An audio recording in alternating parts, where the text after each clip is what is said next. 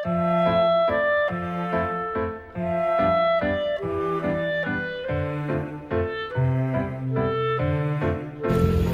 guys, kita lagi ada di Kampung Cirende. Yeay! Penasaran kayak gimana? Ikutin terus ya. Bye-bye! Kampung adat Cirende terletak di Kelurahan Lewi Gajah, Kecamatan Cimahi Selatan. Terdiri dari 60 kepala keluarga atau 800 jiwa, yang sebagian besar bermata pencaharian bertani ketela. Kampung adat Cirende sendiri memiliki luas 64 hektar, terdiri dari 60 hektar untuk pertanian dan 4 hektar untuk pemukiman. Sebagian besar penduduknya memeluk dan memegang teguh kepercayaan Sunda Wiwitan hingga saat ini. Begitu sampai di gerbang masuk Kampung Adat Cirende, kita akan disambut oleh monumen Meriam Sapu Jagat. Simbol satria pengawal bumi Parahyangan ini juga dilengkapi tugu mungil bertuliskan Wangsit Siliwangi, yaitu jujur, kesatria, membela rakyat kecil, sayang pada sesama, dan menjadi wibawa.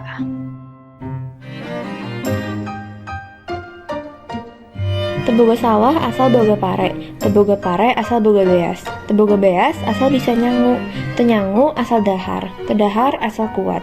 4 kalimat tersebut seolah merangkum sejarah konsumsi rasi alias beras singkong di desa Cirende. Hal tersebut berkaitan pula dengan tradisi nenek moyang mereka yang kerap berpuasa mengonsumsi beras selama waktu tertentu. Tujuan puasa tersebut adalah mendapat kemerdekaan lahir batin, ritual yang juga sekaligus menguji keimanan seseorang dan pengingat akan kekuatan Tuhan Yang Maha Esa.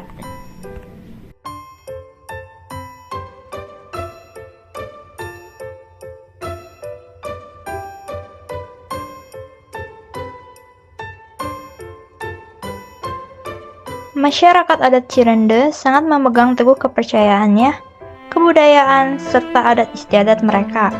Mereka memiliki prinsip ngindung ka waktu, mi bapa ka zaman. Arti kata dari ngindung ka waktu ialah kita sebagai warga kampung adat memiliki cara, ciri, dan keyakinan masing-masing.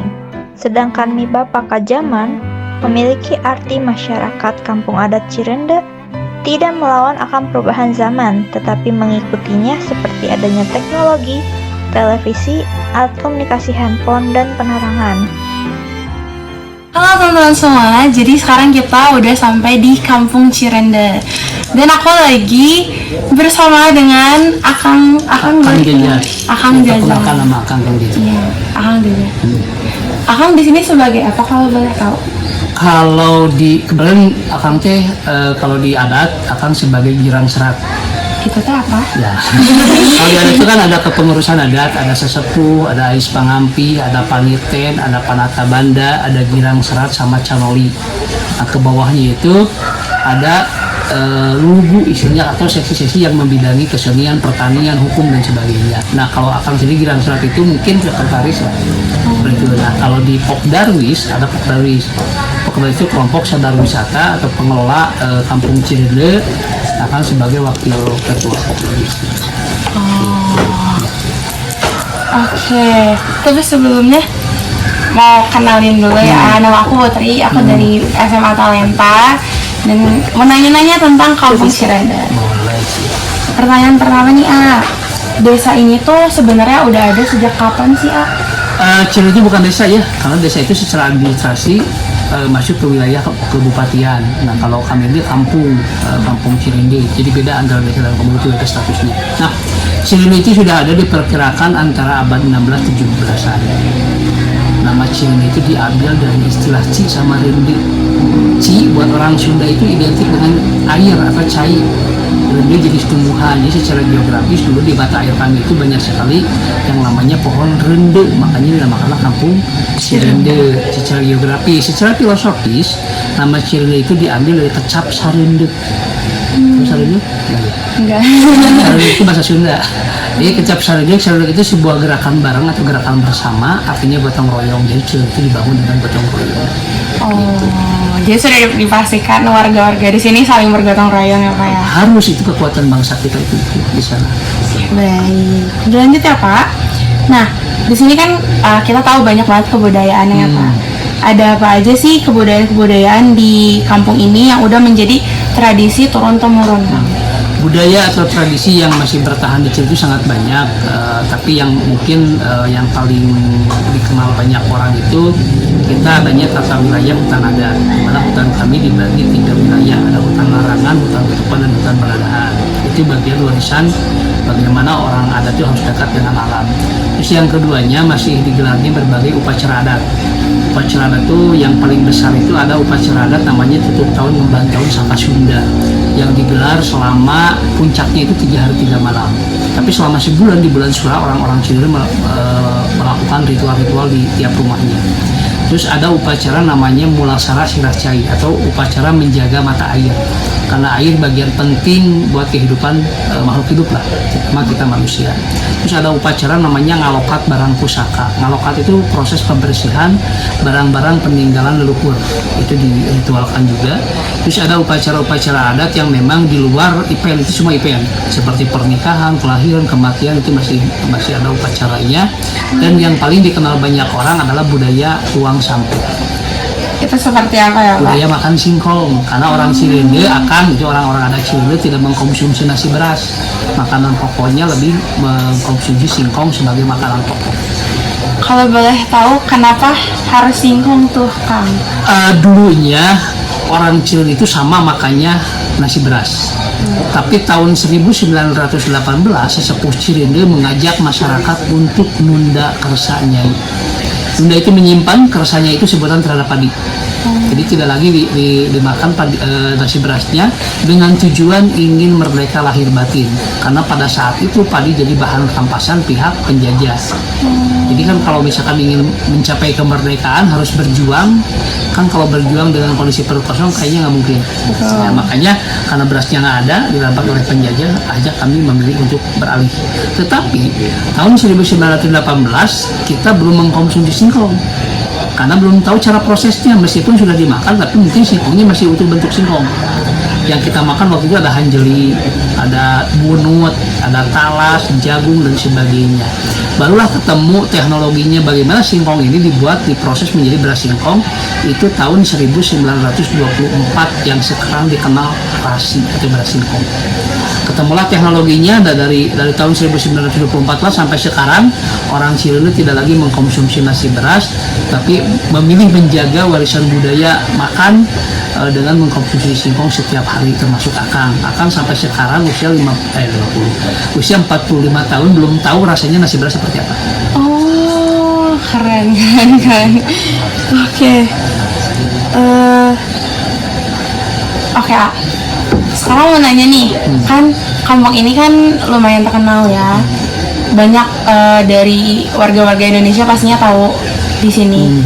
Nah, kira-kira karena banyak yang dikenal, orang-orang banyak kenal di sini, terus pengunjung kan pastinya banyak ya, Kang ya. Apakah ada dampak untuk kampung ini? Sebenarnya dampaknya ada, tapi kan gini, orang dulu datang ke Cirebon itu memang karena orang Cirebon dianggap unik, makanya nasi singkong. Nah, semuanya serba kebetulan atau memang udah apalah kodrat kita lah. Jadi tahun 2008 itu negara krisis beras. Jadi negara itu impornya udah tinggi berasnya. Kan kalau sampai sekarang pun masih impor ya. Kenapa masih impor? Karena memang sudah tidak seimbang antara jumlah penduduk sama sawahnya, karena terjadinya alih fungsi lahan. Sawahnya jadi perumahan, sawahnya jadi pabrik dan sebagainya. Sementara jumlah penduduk semakin terus bertambah banyak. Akhirnya kita dikenalkan oleh pemerintah pusat, oleh Badan Ketahanan Pangan Nasional waktu itu, dan dijadikanlah Cirebon sebagai contoh ketahanan pangan nasional. Akhirnya banyak orang, terutama pemerintah waktu yang datang dari berbagai daerah, mulai dari bupati, wali kota, kepala dinas terkait dengan pangan, mereka datang ke Cirebon untuk melakukan studi banding tentang pangan.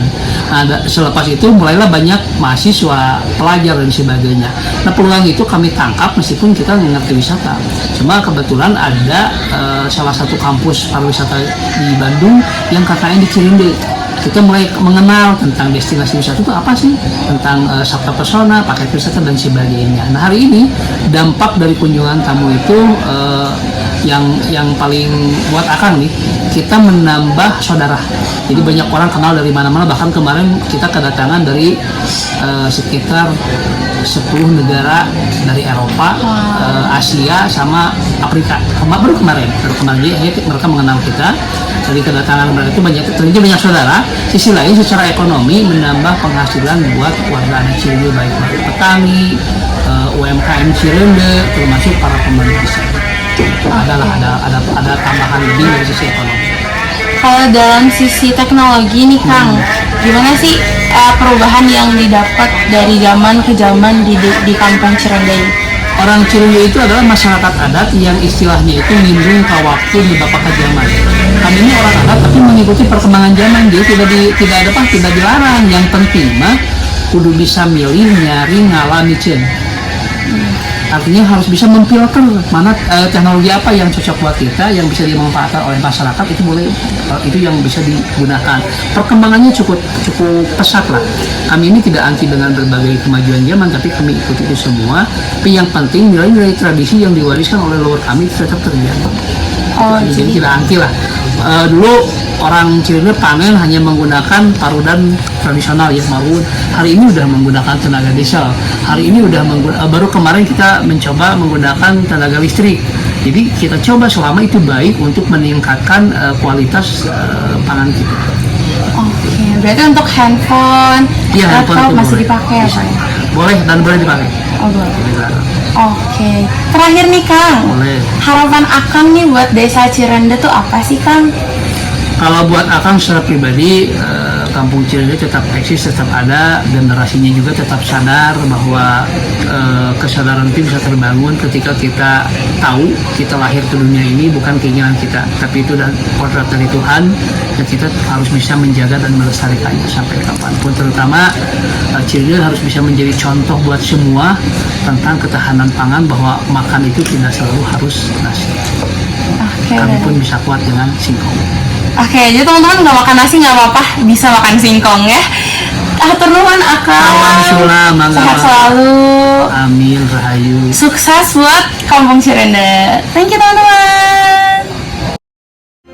Masyarakat ini punya konsep kampung adat yang selalu diingat sejak zaman dulu, yaitu suatu daerah itu terbagi menjadi 3 bagian, yaitu leuweung larangan atau hutan terlarang, yaitu hutan yang tidak boleh ditebang pepohonannya karena bertujuan sebagai penyimpanan air untuk masyarakat adat Cirende khususnya.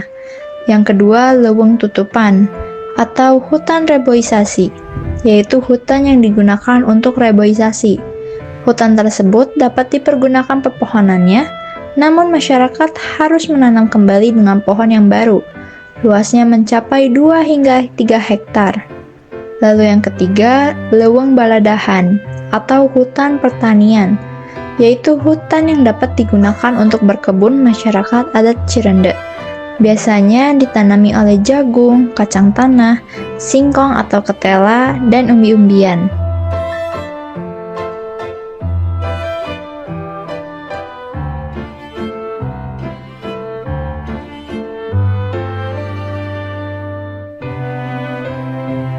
Kita udah selesai, yeay.